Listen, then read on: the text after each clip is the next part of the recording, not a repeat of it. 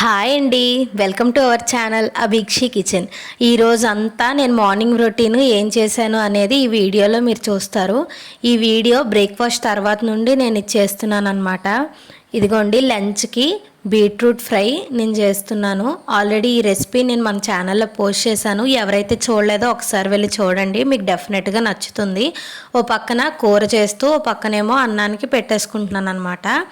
దీంతోపాటు దోసకాయ పచ్చడి కూడా చేశానండి. నాకు అది పెద్దగా అనిపించలేదు, అందుకనే నేను అది రెసిపీ పోస్ట్ చేయలేదు. ఈసారి మంచిగా వచ్చినప్పుడు మాత్రం డెఫినెట్గా పోస్ట్ చేస్తాను. నేను అన్ని రెసిపీస్ ముందు వీడియో తీసేస్తానండి. ఆ రెసిపీ హిట్ అయితేనే నేను మీకు పోస్ట్ చేస్తాను. ఆ రెసిపీ బాగాలేకపోతే నేను ఎప్పుడూ మీకు పోస్ట్ చేయను. ఎందుకంటే ఆ రెసిపీ మీరు చూస్ చేసి తర్వాత తిట్టుకునే కన్నా నేను ఆ రెసిపీ పోస్ట్ చేయడమే మానేస్తానమాట. నేను చాలా వీడియోస్లో చెప్పాను నేను డైలీ రొటీన్స్ స్టార్ట్ చేద్దాం అనుకుంటున్నాను అని చెప్పి. ఫైనల్గా ఇప్పుడు కుదిరిందనమాట. ఇదిగోండి, వంట తర్వాత వచ్చిన సామాన్లన్నీ నేను ఎప్పటికప్పుడే కడిగేసుకుంటాను. అంటే ఏవైతే సైడ్ డిష్లు చేయాలో అవి చేసేస్తాను. లాస్ట్లో నేను రైస్ పెట్టుకుంటాను, తినేటప్పుడు వేడిగా ఉంటుందని. సో ఆ రైస్ ఉడికే టైం ఉంటుంది కదా, ఆ టైంలో నేను టైం వేస్ట్ చేయకుండా నేను ఇలాగా సామాన్లు తోమేసుకుంటాను. షింక్లో పడినవన్నీ తోమేసుకొని సామాన్ల బుట్టలో అమర్చేసుకుంటాను. కూర, చారు, సాంబార్ ఏం చేసినా సరే ముందు కర్రీస్ కానీ రసం కానీ చేసేసాక లాస్ట్లో నేను రైస్ పెడతానండి. రైస్ వేడిగా ఉంటుంది కదా తినే టైంకి అని చెప్పి. మా ఇంట్లో 11-11:30 అయ్యేసరికి వంట ఎట్టు పరిస్థితుల్లో కంప్లీట్ అయిపోతుంది. 12 అయ్యేసరికి మా లంచ్ కూడా కంప్లీట్ అయిపోతుంది. ఇదిగోండి, ఇక్కడ రైస్ ఉడికిపోయిందని చెప్పి నేను అన్నం వారుస్తున్నాను. ఇది వరకు నేను అత్తెసరు కానీ అంటే అలాగ వాటర్లో ఉడకడం కానీ లేకపోతే కుక్కర్ కానీ పెట్టేదాన్ని. ఇప్పుడు నేర్చుకున్నాను. ఓ పక్కన వంట అయిపోయింది కదా, ఇలాగ అన్నం వార్చేలోపు ఇక్కడ నేను వాషింగ్ మిషన్లో వేయాల్సిన బట్టలు తీసుకెళ్ళి వాషింగ్ మిషన్లో వేసేస్తున్నాను. లంచ్ టైం అయిపోయిందని చెప్పి లంచ్ కూడా కంప్లీట్ చేసేస్తున్నాను. నేను ఆల్రెడీ ఈ వీడియో కూడా మీరు నా షార్ట్స్లో చూసే ఉంటారు, పోస్ట్ చేసి. మా లంచ్ కంప్లీట్ అయ్యి ఆ సామాన్లు నేను తోముకునేసరికి వాషింగ్ మిషన్లో బట్టలు కూడా వాష్ అయిపోయాయి. సో లోపలికి డిటర్జెంట్ అవన్నీ తీసుకొచ్చి లోపల పెట్టేసుకుంటున్నాను. మాకు ఇలా టీవీ కిందనే చిన్న కబోర్డ్ ఉంటుంది. నేను అందులో కార్డ్బోర్డ్ పెట్టుకొని మొత్తం సర్ఫ్ కానీ ప్రతి ఒక్కటి వాషింగ్కి సంబంధించినవన్నీ అందులో పెట్టుకున్నాను.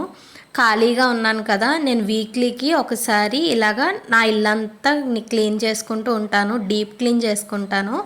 ఒకరోజు బెడ్రూమ్, ఒకరోజు హాల్, ఒకరోజు కిచెన్, ఒకరోజు వాష్రూమ్స్, అలానే బ్యాక్ బాల్కనీ, ఫ్రంట్ బాల్కనీ, ఇలా అని చెప్పి నేను ఒక పేపర్ మీద ఒక షెడ్యూల్ రాసుకుంటాను. ఏ రోజు ఏ వర్క్ అయితే చెయ్యాలి అందో కంపల్సరీగా బద్దకించకుండా ఆ రోజు ఆ వర్క్ కంప్లీట్ చేసేసుకుంటున్నాను. అలా అయితే ఇల్లు కూడా కొంచెం నీట్గా ఉంటుంది కదా అనేది నా ఫీలింగ్. ఇది వరకు అయితే ఇలా ఉండేదాన్నే కాదండి అస్సలు. నిజానికి మా పేరెంట్స్ కానీ లేకపోతే నాతో ఎవరైతే ఎక్కువగా క్లోజ్గా ఉంటారో వాళ్ళు ఈ వీడియో చూస్తే వాళ్ళకి బాగా తెలుస్తుంది నేను ఇల్లు ఎంత నీట్గా మెయింటైన్ చేసేదాన్ని అనేది. కానీ అప్పుడు చూసి అంచనా వేసేయకండి, ఇప్పుడు చాలా వరకు మారాను. చెప్తున్నా కదా, మోటివేషన్గా నాకు నేనే అయ్యాను కాబట్టి చేస్తున్నాను. మరి ఇప్పుడు ఈ వీడియో ఎందుకు పోస్ట్ చేస్తున్నాను అని అంటే నాలాగా కొంతమంది తర్వాత చేసుకోవచ్చులే, లేకపోతే ఇంటికి ఇప్పుడు ఎవరు వస్తారు, ఇప్పుడు ఏముంది తొందర అనుకునే వాళ్ళకి ఈ వీడియో కొంతలో కొంత అయినా సరే మోటివేషన్గా అనిపిస్తుంది. తర్వాత చెయ్యొచ్చులే అనే ఆలోచనని దూరం చేసి ఎప్పటికప్పుడే చేసుకుంటుంది.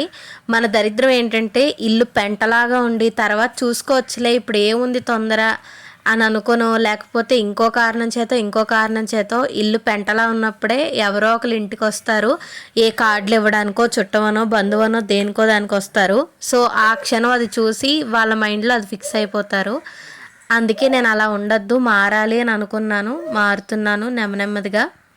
ఏసీ, ఫ్యాన్లు దులుపుకోవడం అయిపోయిన తర్వాత రూఫ్ కూడా శుభ్రంగా దులిపేశాను కదండి, ఏ తక్కువ ఎక్కడ దుమ్ము అలానే బూజు లేకుండా. సో ఇప్పుడు ఇంకేం చేస్తున్నానంటే పరుపు మీద ఉన్న మ్యాట్రసెస్ ప్రొటెక్టర్ తీసేసి వెనకాతల ఒకసారి మా మంచానికి ఉన్న పట్టిన ధూళి కూడా చిన్న క్లాత్తో నీట్గా తుడిచేసుకుంటున్నాను. ఎక్కడ జిడ్డు కానీ లేకపోతే ధూళి దుమ్ము ఏది లేకుండా. మా పాప దాని మీద ఎక్కి ఎక్కువగా ఆడుతూ ఉంటుంది. వెరీ సూన్ ఆ వీడియో కూడా పోస్ట్ చేస్తాను మీకు.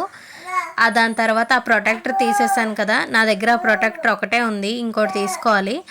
సో ప్రస్తుతానికి ఆ ప్రొటెక్టర్ వాషింగ్కి వేద్దాం అనుకుంటున్నాను. అందుకే అందాకటికి బెడ్షీట్ వేసేసాను. మాకు మా వార్డ్రోబ్కి ఇలానే ఆనుకొని ఒక చిన్న మిర్రర్ పెట్టించారు మా వారు. దాన్ని కూడా నీట్గా క్లీనింగ్ సొల్యూషన్తో క్లీన్ చేసేసాను.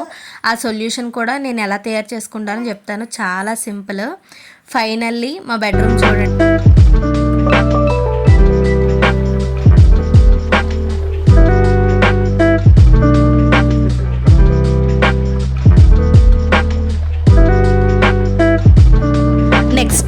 బెడ్ మంచి తీసాను కదా ప్రొటెక్టర్, అలానే దాని మీద వేసిన దుప్పటి తీసి వాషింగ్కి వేసుకుంటున్నాను. ఇక్కడితో ఈ వీడియో కంప్లీట్ అయిపోయింది. నెక్స్ట్ నేను హాల్ని ఎలా డీప్ క్లీన్ ఈజీగా చేసుకున్నాను అనేది నెక్స్ట్ వీడియోలో కంపల్సరీగా అప్లోడ్ చేస్తాను. ఈ వీడియో మీకు ఎంతో కొంత మోటివేషన్ ఇచ్చిందనే అనుకుంటున్నాను. ఇంతవరకు నా వీడియో చూసి చాలా థ్యాంక్ యూ అండి.